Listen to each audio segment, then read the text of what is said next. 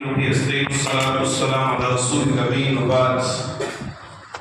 عن أبي هريرة رضي الله عنه قال قال رسول الله صلى الله عليه وسلم من كان يؤمن بالله واليوم الآخر فلا يؤذي جاره ومن كان يؤمن بالله واليوم الآخر فليكرم ضيفه ومن كان يؤمن بالله واليوم الآخر فليقل خيرا أو ليصمت رواه البخاري ومسلم. حضرت ابو ہریرہ رضی اللہ عنہ سے روایت میں فرماتے ہیں کہ اللہ کے نبی صلی اللہ علیہ وسلم نے ارشاد فرمایا من کان یؤمن باللہ والیوم الآخر فلا یؤذی جارہ، جو اللہ پر اور آخرت کے دن پر ایمان رکھتا ہو وہ اپنے پڑوسی کو تکلیف نہ پہنچائے، اپنے پڑوسی کو نقصان نہ پہنچائے. ومن کان یؤمن باللہ والیوم الآخر، جو اللہ پر اور آخرت کے دن پر ایمان رکھتا ہو فَلْيُكْرِمْ ضَيْفَهُ، تو اپنے مہمان کی عزت کرے، تکریم کرے. مَنْ كَانَ يُؤْمِنُ بِاللَّهِ وَالْيَوْمِ الْآخِرِ، اور جو اللہ پر اور آخرت کے دن پر ایمان رکھتا ہو فَلْيَقُلْ خَيْرًا أَوْ لِيَصْمُتْ، تو چاہیے کہ جب بولے تو اچھی بات بولے ورنہ خاموش رہے. سے بخاری اور سے مسلم میں یہ روایت مذکور. اس روایت میں ایک اہم بات یہ بتلائی گئی ہے کہ جو انسان اللہ پر اور آخرت کے دن پر ایمان رکھے وہ کسی پڑوسی کو تکلیف نہ دے، پڑوسیوں کے حقوق کا خیال رکھے. پڑوسیوں کا اتنا مقام ہے کہ حضرت عبداللہ بن عمر رضی اللہ عنہ سے روایت ہے، فرماتے ہیں کہ اللہ کے نبی صلی اللہ علیہ وسلم نے ارشاد فرمایا ما زال جبریل یوصینی بالجار حتی ظننت انہ سیورثہ. جبریل امین مجھے بار بار نصیحت کر رہے تھے کہ پڑوسی کا خیال رکھنا، پڑوسی کا خیال رکھنا، پڑوسی کا خیال رکھنا، بار بار نصیحت کر رہے تھے. نبی فرماتے مجھے محسوس ہونے لگا کہ کہیں پڑوسیوں کو میراث میں حصہ نہ دینا پڑے، گھر میں زمین جائیداد کے روپیہ پیسہ میں کہیں پڑوسیوں کو حصہ نہ دینا پڑے. اتنے وصیت کر رہے تھے، اتنی نصیحت کر رہے تھے، پڑوسی کا خیال رکھنا، پڑوسیوں کے ساتھ اچھے سے پیش آنا، ان کو کبھی تکلیف نہ دینا. ایسا محسوس ہونے لگا تھا کہ وہ کوئی گھر کا ایک فرد ہے اور اسے حصہ ہی دینا پڑے. اس حدیث سے بھی پڑوسیوں کی عظمت، اہمیت معلوم ہوتی ہے کہ حضرت جبریل نے بار بار نبی کو نصیحت کی ہے کہ پڑوسی کے ساتھ اچھا خیال رکھنا. پڑوسیوں کے ساتھ حسن سلوک کا تقاضا یہ ہے کہ جب آپ اپنے گھر پہ کوئی چیز بنائیں تو پڑوسیوں کو دینے کی کوشش کریں. حضرت ابو ذر غفاری رضی اللہ عنہ فرماتے ہیں کہ اللہ کے نبی صلی اللہ علیہ وسلم نے فرمایا اذا طبخت مرقة، جب تم سالن بناؤ، گوشت بناؤ، فاکثر ماءها، تم پانی بڑھا دیا کرو. بہت سارے لوگوں کی کیپیسٹی نہیں ہوتی کہ حد سے زیادہ گوشت لے آئے، ایک مجبوری ہوتی ہے، چھوٹی فیملی یا بڑی فیملی ان کی ایک لمٹ ہوتی ہے، اتنا ہی گوشت لائے. اگر آپ گوشت نہیں بڑھا سکتے ہیں تو پانی بڑھا دیجئے، سالن میں اضافہ کر دیجئے. وَتَعَاهَدْ جِيرَانَكَ، اور پڑوسیوں کو لگاتار بار بار دیتے رہیے. رمضان مبارک کا بابرکت مہینہ چل رہا ہے، اس میں آپ پڑوسیوں کا خاص خیال رکھیں، اور رمضان مبارک کے علاوہ کے مہینوں میں بھی آپ ان کا خاص خیال رکھیں کہ آپ کے گھر میں جب کوئی چیز بنے، خاص طور سے اچھا پکوان بنے، گوشت وغیرہ بنے، تو پڑوسیوں کو ضرور بھیج دیا کریں. اگر آپ گوشت نہیں بڑھا سکتے تو نہ بڑھائیں، پانی ہی بڑھا دیں اور پڑوسیوں کو دیتے رہیں. اور ایک بات یہ بھی ہے کہ کوئی چیز دے رہے ہیں تو اسے حقیر نہ سمجھیں. کبھی کبھار آدمی سوچتا ہے یہ چیز میں کیا دوں، اس سے کیا ہوگا. نہیں، آپ کی نگاہ میں وہ چیز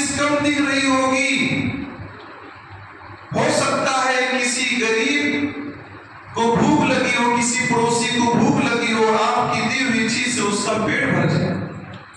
अल्लाह के नबी सल्लल्लाहु अलैहि वसल्लम से रिवायत है, नबी सल्लल्लाहु अलैहि वसल्लम फरमाते हैं ला तहकिरन्ना जारतुन लिजारतिहा वलो फिरसन शादी। कोई पड़ोसन किसी पड़ोसन के लिए हकीर ना समझे, खा बकरी का खुद ही क्यों ना हो। आमतौर पर भगवान का काम औरतों का होता है, लेन देन का काम भी उन्हीं का होता है। मर्द क्या है, वो तो कारोबार के लिए, बिजनेस के लिए कभी कभी शहर में रहता है, कभी कभी शहर से दूर भी रहता है।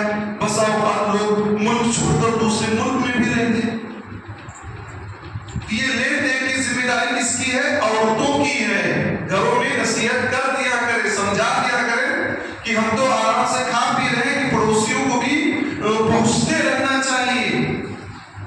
और ये भी नबी ने नसीहत किया कि कोई पड़ोसन किसी पड़ोसन के लिए हकीर ना समझे, खा बकरी का खुल ही क्यों ना हो। बकरी का पाया अरब का मिजाज था, ऊंटों को ज़बह करते थे, उनकी निगाह में बकरी का खुल पाया इसकी कोई खास अहमियत ना थी। लेकिन नबी ने कहा गर्चे आपकी निगाह में अहमियत ना है, लेकिन आप इस चीज को देने में हकीर ना समझे।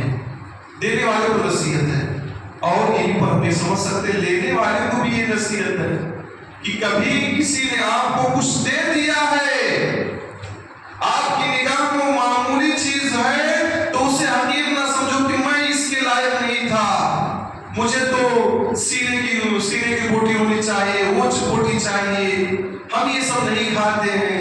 ऐसा भी नहीं होना चाहिए, क्योंकि न जाने कितने घरों को छोड़कर आपको दिया है, क्या जज्बात लेकर दिया है। कोई भी चीज किसी ने भेज दिया है, आप उसकी कदर कीजिए, उसे दुआएं दीजिए। और आदमी ऐसा भी कर सकता है कि सबको तो दे नहीं सकता, तो कम चीज है तो किसको दे। अल्लाह के नबी सल्लल्लाहु अलैहि वसल्लम से हज़रत आयशा रज़ियल्लाहु अन्हा ने क्वेश्चन किया था, अल्लाह के नबी सल्लल्लाहु अलैहि वसल्लम हमारे पास कई पड़ोसी हैं, हम किस पड़ोसी को सबसे पहले दें? दाएं तरफ भी पड़ोसी, बाएं तरफ भी, आगे पीछे सब पड़ोसी, किसको दे सबसे पहले? नबी ने फरमाया जिसका डोर, जिसका दरवाजा, जिसका गेट आपके गेट से सबसे ज्यादा करीब हो, उसको दीजिए। आपके घर पे जो पकवान बनता है उसकी खुशबू सबसे पहले करीब वाले घर में पहुंचती। और घर में कोई मुसीबत अगर आएगी तो सबसे पहले आपके पड़ोसी भागकर आपकी मदद के लिए आएंगे। कोई भी तकलीफ होगी, कोई भी दुख होगी, सबसे पहले पड़ोसी आएंगे। सगा भाई हो सकता है कहीं दूर रहता हो, आपको कोई करीबी है दूर रहता हो, आपके ससुराल वाले देर में पहुंच सकते हैं, लेकिन आपका पड़ोसी जल्दी पहुंच सकता है। और ये भी जान लीजिए पड़ोसी तीन तरह के होते हैं। पड़ोसी तीन तरह के होते हैं। पड़ोसी जो मुसलमान है, रिश्तेदार है, उसका तीन हक है, एक मुसलमान होने का, एक रिश्तेदार होने का, और एक पड़ोसी होने का। कोई मुसलमान है, रिश्तेदार है, आपका पड़ोसी, तीन हक हो गया। एक वो मुसलमान है, दूसरा वो रिश्तेदार है आपका, तीसरा वो पड़ोसी है, तो उसका तीन हक हो गया।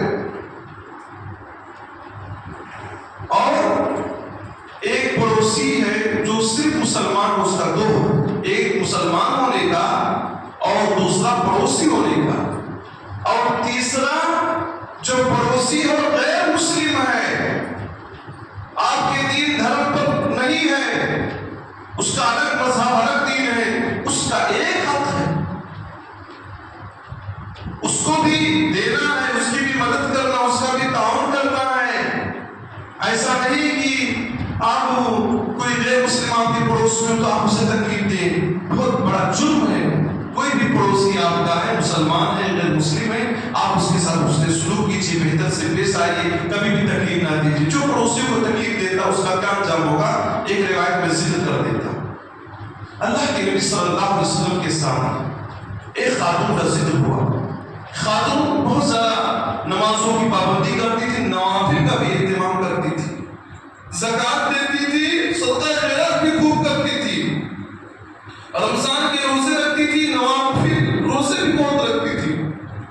غیر ان توسی جیرانہا، لیکن اس کی ایک غلط صفت یہ تھی، وہ اپنے پڑوسیوں کو تکلیف دیا کرتی تھی۔ تو اللہ کے نبی نے کیا کہا، یا فی النار، یہ عورت جہنم میں جائے گی۔ جو عورت اپنے پڑوسیوں کو تکلیف دیتی ہے وہ جہنم میں جائے گی۔ روزہ، نماز، زکات یہ اس کے کام نہیں آئے گا اگر کسی پڑوسی کو تکلیف دے۔ اور تکلیف دینے کا کم زیادہ عورتیں کرتی۔ اور دوسری بات، ایک ایسی عورت کا ذکر ہوا جو صرف فرائض کا اہتمام کرتی ہے، فرض نماز پڑھتی ہے، فرض روزے رکھتی ہے، بہت زیادہ نفلی خیرات نہیں کرتی ہے، لیکن کبھی بھی کسی پڑوسی کو تکلیف نہیں دیتی۔ تو نبی نے فرمایا فی الجنہ، وہ جنت میں جائے۔ کیوں؟ اگر آپ کسی کی مدد نہیں کر سکتے، کسی کا ہیلپ نہیں کر سکتے، تو اسے تکلیف بھی نہ دیجیے نا۔ آپ اصلاح نیکی نہیں کر رہے ہیں، بھلائی نہیں کر رہے، اس کے ساتھ خیرخواہی نہیں کر رہے ہیں، اس کی مدد نہیں کر رہے، اس کا تعاون نہیں کر رہے ہیں، تو اسے تکلیف تو نہ دیجیے نا۔